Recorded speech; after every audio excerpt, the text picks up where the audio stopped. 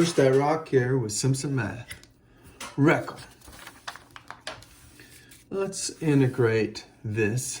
The thing I notice is if I didn't have that square root and I didn't have this x squared, I'd be thinking arctan right away, right?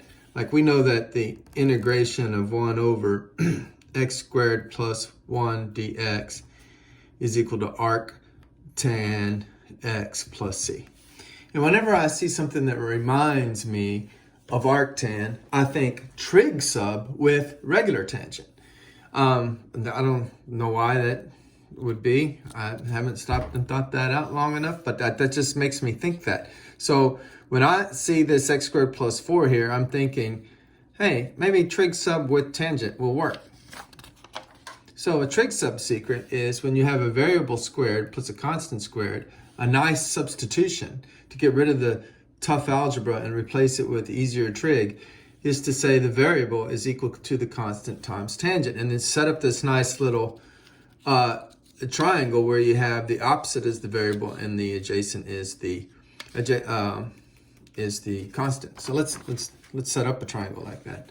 So our constant squared is 4. So if you have a constant squared, we have a constant squared is 4. So our constant is 2. So I let the variable equal the constant times tangent of theta. Now here's theta. Now I'm going to divide by 2 on both sides to get x over 2 is equal to tan of theta. And tangent is opposite, tangent of an angle is opposite leg over adjacent leg. So the opposite leg must be x and the adjacent leg must be 2. And then we know that the legs squared added together, x squared plus 2 squared, which is 4, should be the hypotenuse squared. So if I want to know the length of the hypotenuse, I would take the square root of that. So I just used the Pythagorean theorem. After this magic setup, I used the Pythagorean theorem to get that next side over there.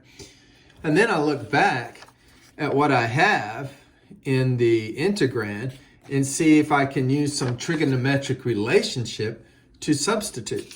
Now notice, one of the things I see is I have 1 over this hypotenuse. Well, we don't have a 1 anywhere, but we do have a 2. That's easy enough to fix. We can put a 1/2 here and a 2 here.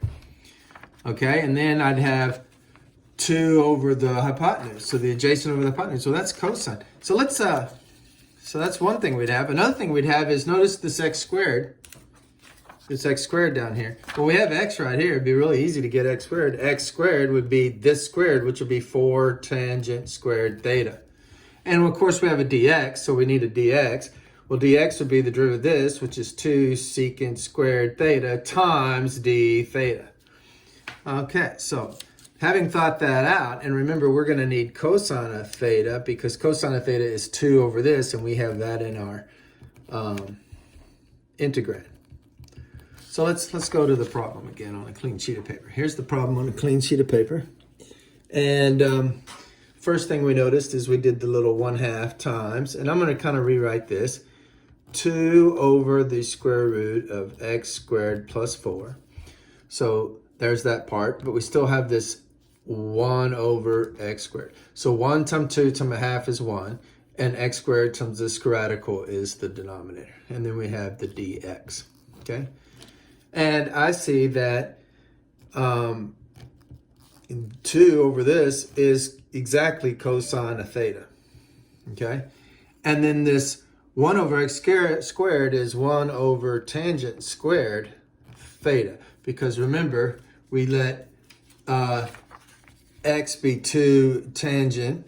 So x squared is 4. Oh, I need a 4. I'm almost left off my 4. Look at that, okay? It's good to always think of that. And then with this cosine came from this, the adjacent over the hypotenuse. So I just substitute in. Now I need to substitute in for the dx. And remember that was 2 secant squared theta d theta. So this 1/2 will get rid of that 2, but I still have a 1/4 that I'll kick out. And then I have a cosine theta times 1 over tangent squared, which is cotangent squared theta times a secant squared theta d theta. Now cotangent squared I can write using the quotient identity as cosine squared theta over sine squared theta cosine squared and secant squared, those are reciprocals, so they multiply to 1. So I have simplified this down to cos over sine squared theta d theta. And now I'll do u sub. I don't know why I put an equal mark there. So now I'm going to do u sub. I'm going to let u be the denominator. Well, just the sine part, not the whole denominator. So I'll have u squared here in a minute. But if I do that, then du is the derivative of sine cos theta times d theta. And that's exactly what I have in the numerator. So suddenly I can put in a 1 du for the numerator. And for the denominator, I have u squared because I put in u for sine and sine's being squared. So now I just have, that's the same thing as u to the negative 1. So I have 1/4 the integration of, not negative 1, negative 2 to the negative 2 du. Getting ahead of myself. When I integrate, I get the negative 1. So this is u to the negative 2. 1 over u squared is equivalent to u to the negative 2. I can do the power rule of integration, add 1. So I have adding 1, I get u to the negative 1. Put the reciprocal, this new exponent out front. Well, that's a negative 1. But what was u? Remember, u was sine. So, before I substitute back in, this negative 1 with trig gets confusing, right? It doesn't mean reciprocal anymore. With u, it means reciprocal, but with trig, it doesn't. So I'm going to rewrite this as negative 1/4 times 1 over u. And then I'm going to substitute in and have negative 1 over 4 sine theta. And I would put my plus c, but I'm not done yet because we don't want theta talk. We want x talk. Remember, we started with an algebraic guy, and we don't want the antiderivative of this algebra talk with x as a variable is not some trig function with an angle inside a triangle as the variable. So what we're going to do is go back to our triangle. What is sine of theta? What is sine of theta? Well, sine of theta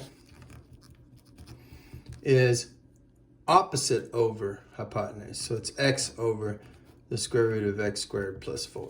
And that's what I'll substitute in. But since I really have it down here, I could flip it. So I could say cosecant of theta is equal to 1 over sine of theta. And that's what I have. I have 1 over sine of theta. And 1 over sine of theta would be the flip of this. It'd be the square root of x squared plus 4 all over x. So I think I'll do it that way. So my final answer, well, let's get a new sheet of paper. So we had negative 1/4 times 1 over sine of theta. And then we decided, oh, well, this is the same thing as cosecant, and cosecant is the same thing as the square root of x squared plus 4 over x. And now I'll put my plus c. And there's trig sub with tangent. Math made simple, some cement.